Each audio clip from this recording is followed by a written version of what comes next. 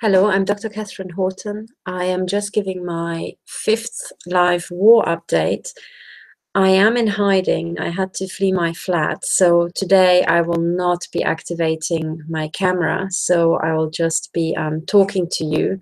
I will first of all just have a quick chat. If you can actually hear me, I hope you can. So far, nobody complained in the chat that the audio isn't working. So let me just briefly ask you guys who are following, can you hear me okay?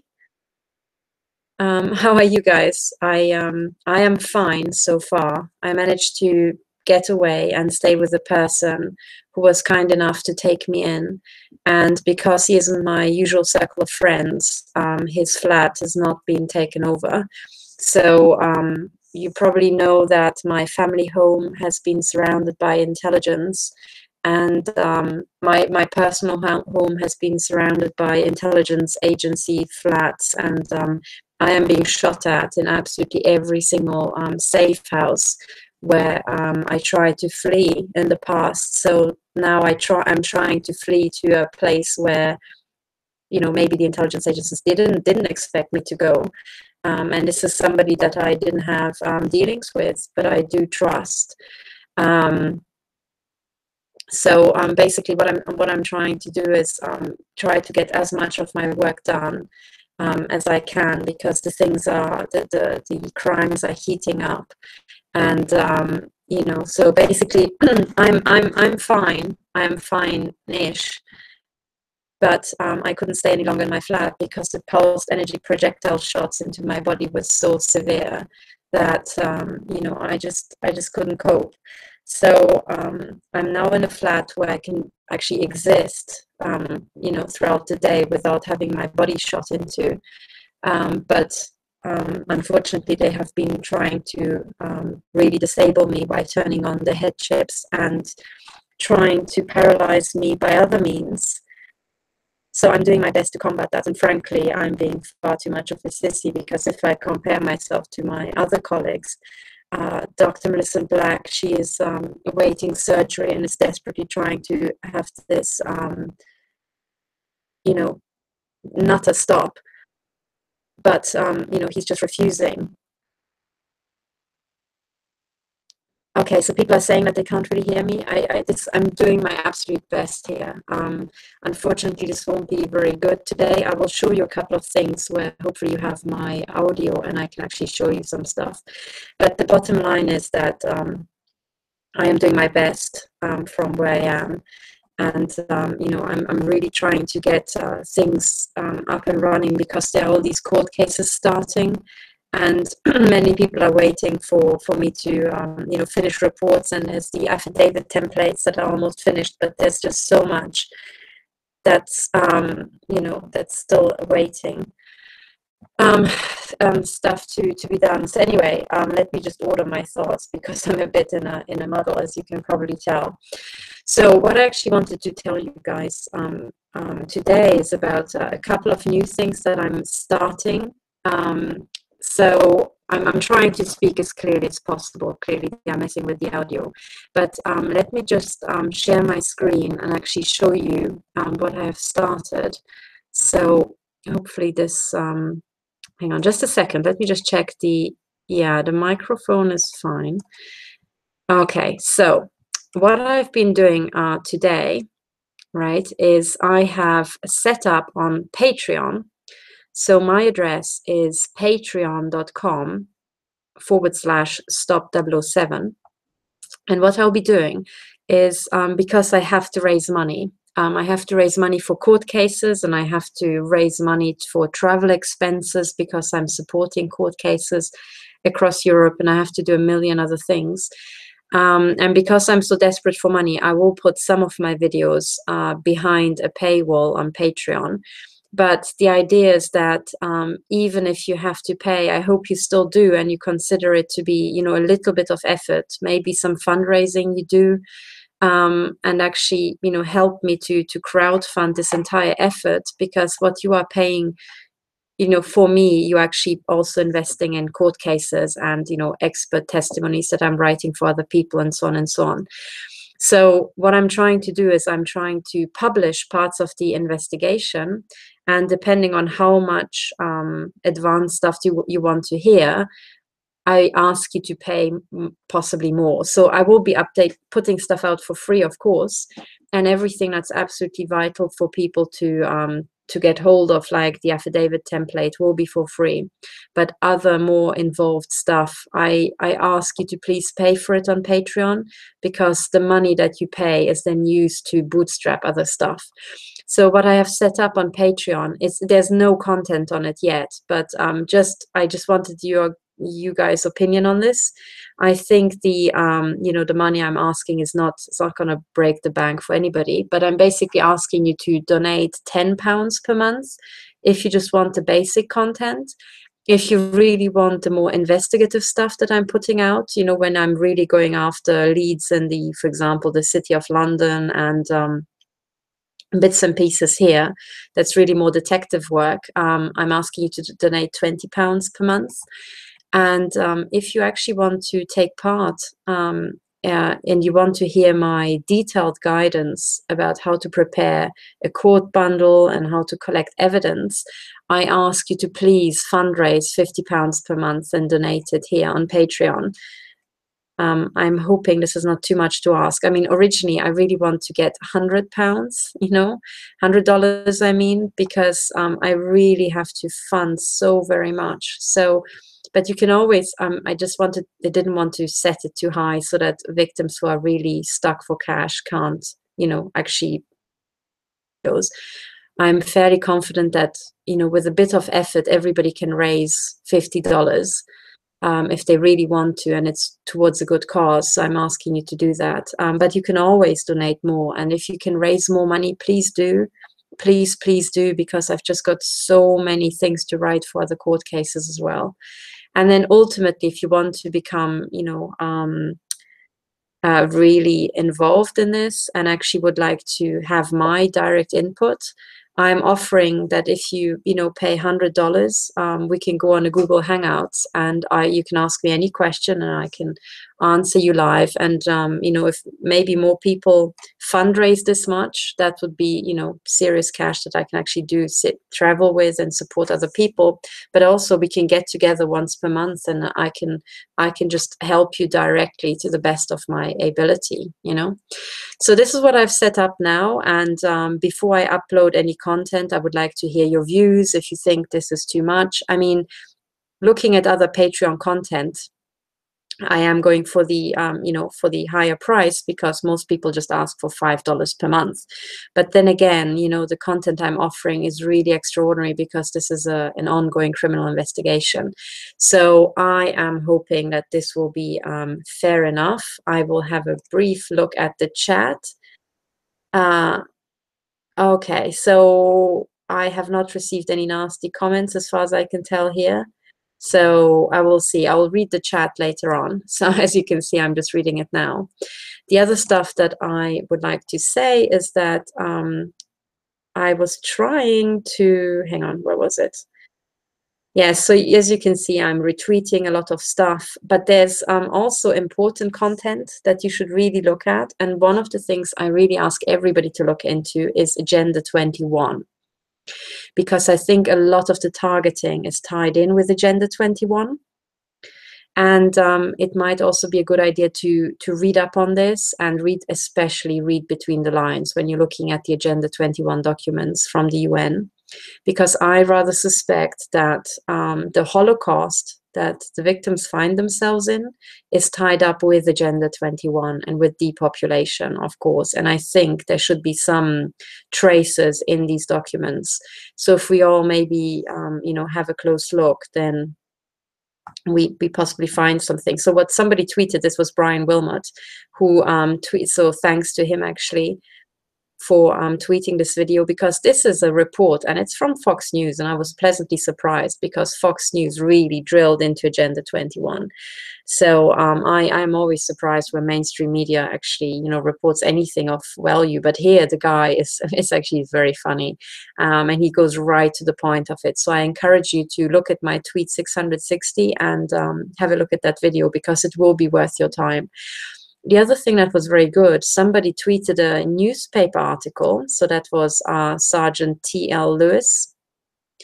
Thanks to him as well. He tweeted an old newspaper cutting from 1975. I think this reads 75, not 95. And what this is a listing of the communist rules for revolution. And that is this a 7-step program.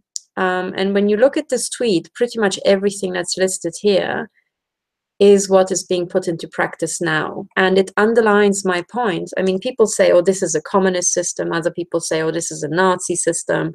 And then others say, oh, this is capitalism gone mad. And what I'm trying to say to all of you is that whatever you call it, you know, it was actually just rebranding.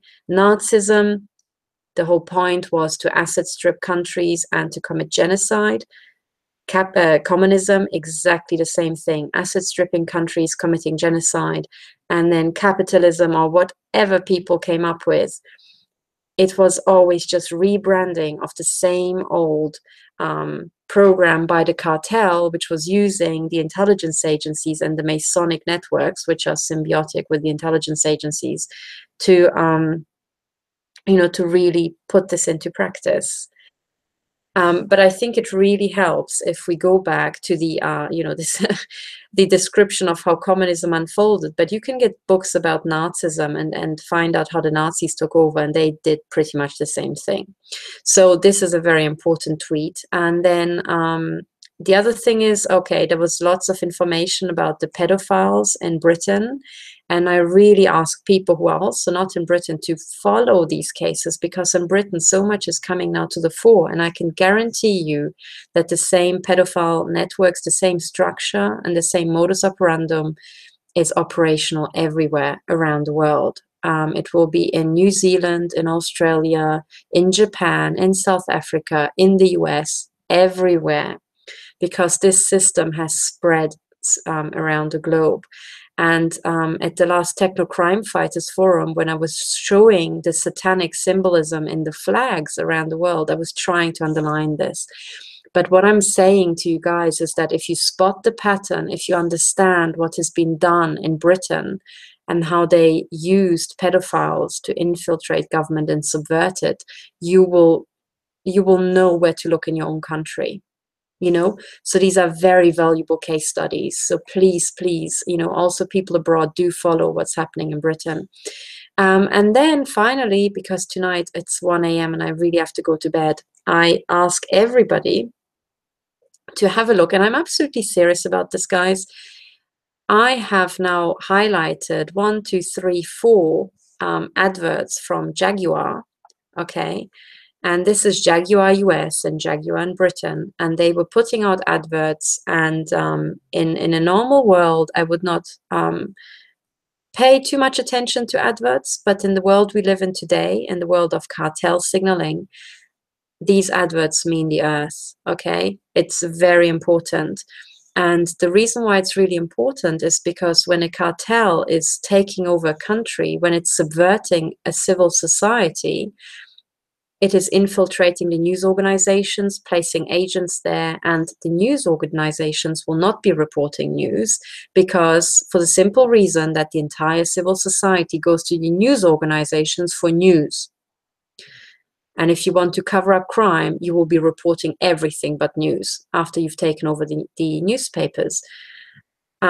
So we know about Operation Mockingbird by the CIA, which was the infiltration of the mainstream media.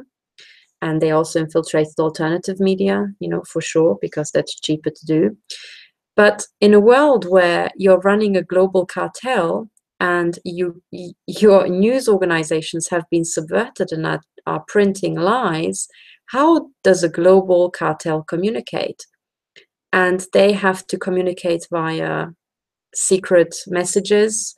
And they do a lot of communication, I'm sure, through encrypted apps, you know, that are not, they don't have a backdoor like the apps that we are using. But they're also, because they have to reach so many people around the world, they can't just be using encrypted messages, because of course, any genuine police investigation is going to look there first, right? So you have to piggyback on other communication methods that are everywhere, that, you know, where people, if they listen to those messages, it will not be noticed. And this is why the cartel is communicating through Hollywood movies, through music videos, because they are everywhere, and through adverts. So I am telling you guys that these adverts are very important indeed, and they actually underline what I've been telling you in, I think it was episode 18. Let me just check on YouTube. Let me just check quickly. I think it was, if you want to find out about cartel signaling, I think it was Techno Crime Fighters Forum episode 18. Was that the one with, yes, the one with the police officers? I think it's episode 18, where I'm talking about national security warnings and Freemasons mafia links. If you watch that, towards the end, I think it's towards the end, where I'm talking about cartel signaling in adverts for the first time, and why it's so very important. And now these adverts here are underlining exactly what I was saying there. So it's a second piece of evidence.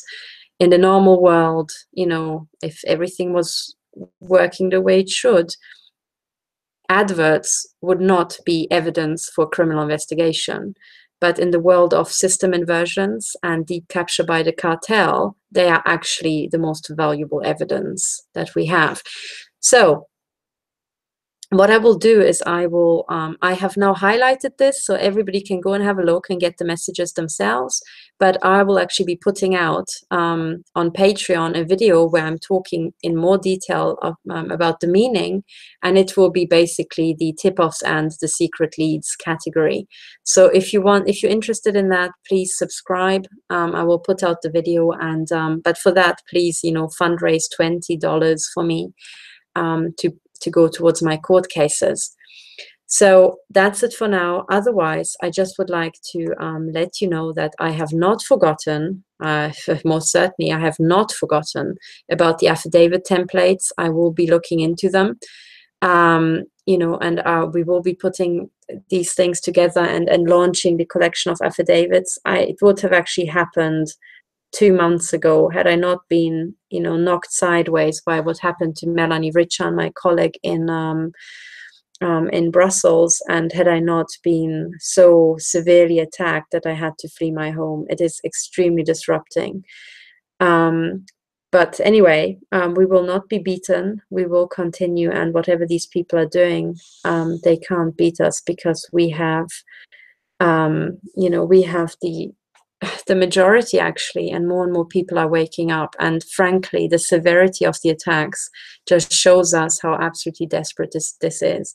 I also want you to understand that what we're dealing with is an absolute deep infiltration of not just our institutions at the highest level, but also deep infiltration of our civil societies down to the local level. And there are, you know, many people who are now noticing that people are dying around the world. They're being murdered in the communities by these mobile directed energy weapon units, who are just giving people heart attacks and giving them terrible diseases and terrible injuries. And I have received, you know, lots of terrified messages, and I understand that this is going on. And I understand how terrified you all are, because you know, no one understands that better than me and my team. But yeah, I also want to encourage you, and I want to say that you're up against two things. Number one, it's the cognitive dissonance of the people around you. So people are, you know, they have difficulties understanding what you're saying and matching it up with their past experience. You have to just push through that.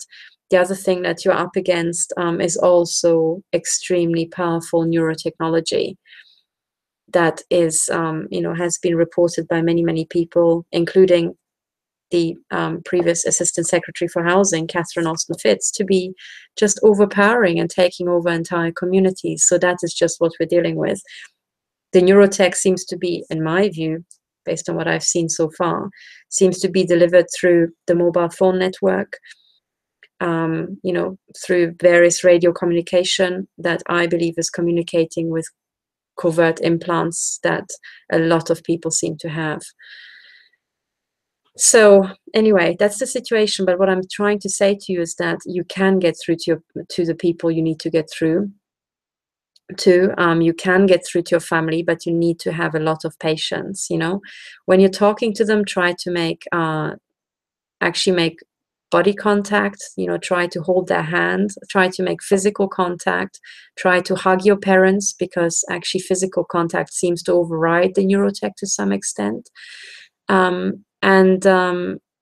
You know, so that's the one tip I have. That's what I've seen in practice. So you can get through to people, but you need to be patient. You need to be calm. And of course, this is terrifying, but, you know, you just have to keep at it. And also don't panic if your parents don't understand the first time around, or if you're, you know, being rejected. You just have to have very thick skin and keep going. And also know that if people behave weirdly around you, and they can't actually understand what you're saying, and they can't even interpret the measurements that you're showing them or the medical certificates that you have, you know, what it shows is that you're actually resistant to the neurotech that's being, you know, that everybody else around you is succumbing to. You know, that's the sad truth. But it's also good news, because it means that you are, to a very large extent, resistant to these weapons. And basically it's down to you to keep going and wake people up, you know. So I'm just actually reading the messages in the live chat, and one of the things that I would like to say to you people is that if you see really outrageous comments in the chat, do take the time to take a screenshot and actually put it into your evidence, because the username with the date and timestamp can be used. I mean, we can find out who these people were, because we do know that the intelligence agencies record absolutely everything. So, you know, you can find out who was trolling, who was trying to call people, you know, schizophrenic and paranoid and whatever. And anyway, so just keep going. And we have a lot of evidence. And one of the things I can tell you is that more and more people are coming forward. What I can also report is that I have spoken to a lot of whistleblowers here in Germany. And there's an awful lot of work being done at the grassroots roots level, and reaching higher and higher in the institutions. And wherever I go, I find a lot of efforts that are being successful. But I also see that virtually every single whistleblower I talk to has been attacked with directed energy weapons. And that was quite shocking for me to see, because I have now spoken in very quick sequence to a lot of, with a lot, I mean something like 30 high-profile whistleblowers in Switzerland just 2.5 weeks ago. And then I spoke to a dozen here in Germany, and the vast majority of the people I talk to, when I actually listen to their stories, I can find indications that they have been attacked with directed energy weapons. So it looks like we're uncovering a program whereby the intelligence agencies have been killing and maiming absolutely everybody who even dared to go up against their organized crime cartel. And I find it so funny that the live chat is just, I've got agents just screaming, "She's crazy," just repeatedly. No, I'm not. I'm not. And I've got lots of people I work with who are doing their absolute best to help everybody and also help the victims. So, okay, so this is it, people. I have to sign off because I really need to go to bed. But the bottom line is that more and more evidence will be coming to the fore. There are more and more whistleblowers. I'm educating the people who are already very outspoken about what has actually happened to them. And I am teaching them how they can find evidence. I can also tell you that I've received 3 videos where people bought the bug detector that I recommended.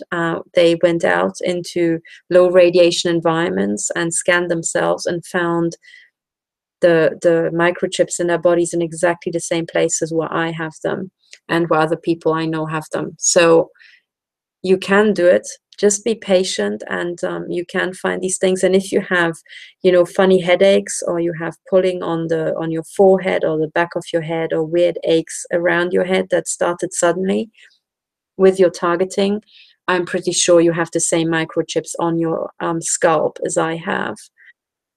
And you know, I'm telling you that if you just go out and try to detect these things, you will be successful. I'm pretty sure.